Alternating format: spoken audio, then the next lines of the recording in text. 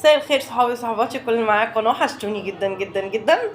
النهارده بقى الاولاد لقيتهم نزلوا جابوا بقى اوريو ومش عارفه وايه وكده، قلت لهم طب استنوا انا ابعتكم انزلوا جيبوا كيس لبن واعمل لكم حته حاجه جميله جدا جدا جدا جدا، ومننا بقى ناكل ونشهيص كده اهو.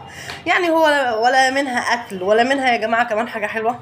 يلا تعالوا معانا اقول لكم على الطريقه، بس عايزه اقول لكم موفره وجميله جدا جدا جدا جدا. جبت كاس اوريو يا جماعه وهوز، طبعا بتفتحيها تحطيها طبعا في الاطباق زي ما انتم شايفين اهو. بس عايزه اقول لكم والله هتعجبكم الطريقه جدا جدا جدا جدا، تابعوني للاخر. بس قبل ما اكمل الفيديو ادعوكم الاشتراك للقناه يوميات كف القمر، ولايكات كتير كتير كتير كتير يا جماعه. لو اول مره تشوفوني يوميات كف القمر، عايزه لايك وعايزه اشتراك وتفعيل الجرس عشان يوصلك كل جديد. الطريقه سهله جدا يا جماعه، خالص خالص خالص خالص. حطينا الاوريو وبعدين الهوهوز، بقيت اقطعهم ايه يعني ايه مش يعني ايه، حته من هنا وحته من هنا، حته من هنا وحته من هنا، بحيث ان اللي هياخد يبقى كله ايه متلخبط على بعضه، لخبطيطه لخبطيطه اهو زي ما انتم شايفين اهو. احط حته من هنا وحته من هنا، حته من هنا وحته من هنا.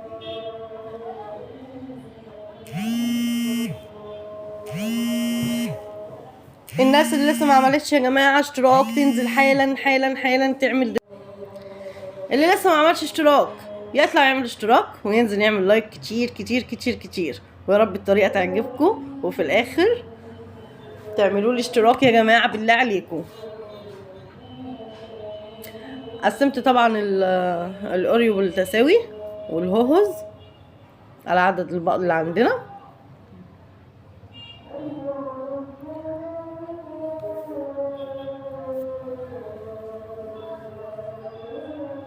طبعا انا بسيح شوكولاته، كان عندي حته شوكولاته بسيحها على النار بشويه لبن ومعلقه سمنه، بسيحهم على نار هاديه خالص خالص خالص. طبعا لازم اسقسق كده بسيط بشويه لبن عشان الحاجات دي كلها تدوب في بعض اهو زي ما انتم شايفين، شويه لبن عشان خاطر الحاجات دي تدوب مع بعضيها. وانا مهديه على الشوكولاته خالص خالص خالص على النار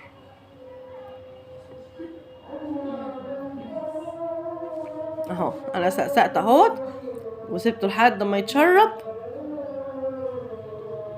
ورحت اشوف طبعا اللي على النار اهو يا جماعه. صبيته سخن عشان خاطر كل ده يسيح.